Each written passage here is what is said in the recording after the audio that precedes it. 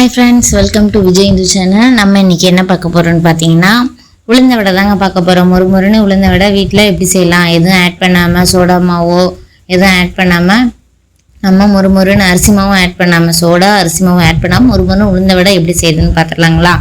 நம்ம அதுக்கு முன்னாடி உளுந்த ஊற வச்சுக்கலாம். அது உங்களோட விருப்பம். ஒரு மணி நேரம் ஊற வைக்கலாம், 2 மணி நேரம் நான் ஒரு 2.5 மணி நேரம் ஒரு சின்ன டம்ளரில் 1.5 டம்ளர் உளுந்து எடுத்து ஊற வச்சுக்கிட்டேன். அதை நல்லா அலசி எடுத்துக்கலாம். ஒரு 4-5 தடவை அலசி எடுத்துக்கலாம். நான் 1.5 டம்ளர் ஊற வச்சனால நம்ம உளுந்து ஆட்டும் பொழுது எப்பயுமே உப்பி வரும் பார்த்துங்க. அதனால் இதில் மிக்சி ஜாரில் 2 ஈடாக போட்டு அரைச்சி எடுத்துக்கிட்டேங்க. அதே மாதிரி இது நார்மலான உளுந்து வடை கிடையாது. நம்ம குழந்தைங்களுக்கு கொடுக்கறனால நான் முருங்கைக்கீரை சேர்த்துக்கிட்டேன். இது ஏன்னா நார்மலாக நம்ம முருங்கைக்கீரை சில குழந்தைங்க கீரை சாப்பிடுவாங்க, நம்ம வடையோடு சேர்த்து கொடுத்தோன்னா குழந்தைங்க சாப்பிடுவாங்க. ஏன்னா உள்ளே இருக்கிறது தெரியாதுல்ல. அதனால் உளுந்து வடையோடு சேர்ந்து சாப்பிட்றப்போ குழந்தைங்க நல்லா சாப்பிடுவாங்க. அதனால் நான் கருவேப்பிலை வெங்காயம் நார்மலாக எல்லாம் போட்டதெல்லாம் போட்டு அது கூட எக்ஸ்ட்ரா நான் முருங்கைக்கீரையும் ஆட் பண்ணிட்டேங்க. முருங்கைக்கீரை ரொம்ப இரும்பு சத்து நிறைஞ்சது. குழந்தைங்களுக்கு நீங்கள் கட்டாயம் கொடுக்கணும். இந்த சம்மரில் நீங்கள் கண்டதே வாங்கி கொடுக்காதீங்க. ஆல்ரெடி நம்ம சேனலில் போய் பார்த்தீங்கன்னா ஜெல்லி எப்படி செய்கிறதுன்னு பார்த்துருப்பீங்க. கடையில் வாங்கி கொடுக்குறது நிப்பாட்டிட்டு நம்ம வீட்லேயே ஜெல்லி குழந்தைங்களுக்கு செஞ்சு கொடுக்கலாம். அது சம்மர் சீசன் வரையும் நீங்கள் வீட்லேயே கொஞ்சம் ஜில்னு நல்லா ஃப்ரிட்ஜில் வச்சு ஜெல்லி எடுத்து கொடுத்தீங்கன்னா நல்லா இருக்கும். அதே மாதிரி ஃபுட் கலர் எதுவும் ஆட் பண்ணாமல் ஃப்ரூட் வச்சு செஞ்ச ஜெல்லிங்க நம்ம சேனலில் ஆல்ரெடி வீடியோ போட்டேன், நீங்கள் போய் பார்த்துக்குங்க.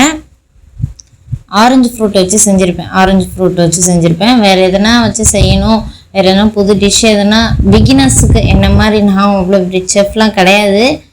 நம்ம தெரிஞ்சதை சின்னதாக செஞ்சு உங்களுக்கு சொல்கிறேன். நீங்களும் ட்ரை பண்ணுங்கள்.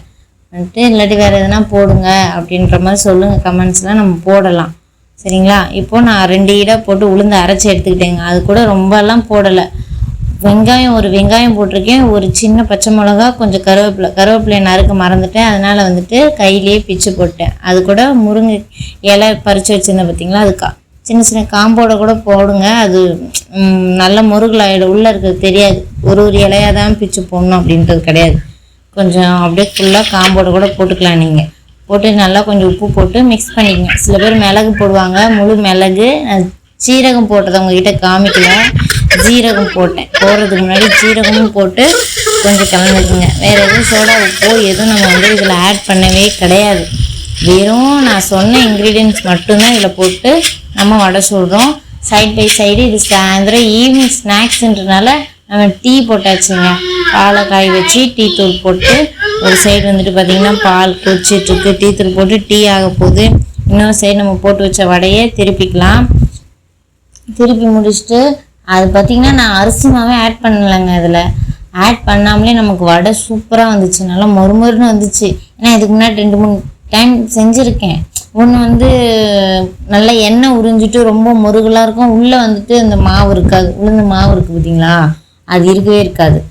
அது மாதிரி நிறைய ஃபெயிலியர் ஆகிருக்கு. ஆனால் இந்த தடவை எனக்கு நல்லா வந்துச்சு. எண்ணெயும் அவ்வளோ பிடிக்கல, மொறுமொறுன்னு வடை வந்துச்சு. பாப்பாவும் நல்லா சாப்பிட்டாங்க. 3 ஈடு போட்டு எடுத்தேன். சின்ன வடையாக தான் போட்டேன். உப்பி வந்துச்சு. சின்னதாக போட்டப்போ நல்லா உப்பி வந்துச்சு. நீங்கள் போடுறப்போ பார்த்துருப்பீங்க நான் எப்படி போட்டேன்னு. ஆனால் எடுக்கிறப்ப பாருங்களேன் நல்லா உப்பியே வந்துச்சு. அதே மாதிரி நீங்கள் ட்ரை பண்ணுங்கள், நல்லாயிருக்கும். குழந்தைங்க செஞ்சு கொடுங்க.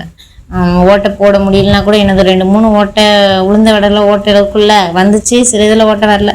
அதனால் அப்படியே போண்டா மாதிரி போடுங்க. உளுந்த போண்டா இருக்குது பார்த்தீங்களா, அந்த மாதிரி கூட வராதவங்களுக்கு அப்படியே எடுத்து கூட போடுங்க. ஒன்றும் பிரச்சனை கிடையாது. கையில் போட முடியலங்க, எண்ணெய் எனக்கு போட அப்படின்னா கரண்டியில் கூட எடுத்து போட்டுங்க.